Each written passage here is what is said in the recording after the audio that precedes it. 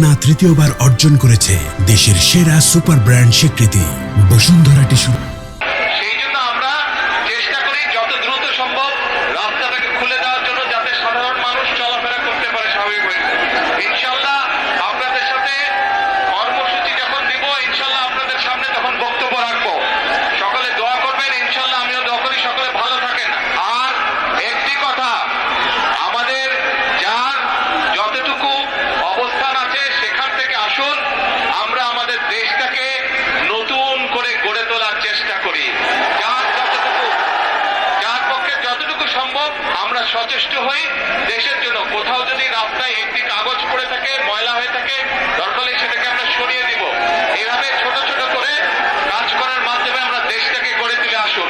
আর এখন আমি সকলকে অনুরোধ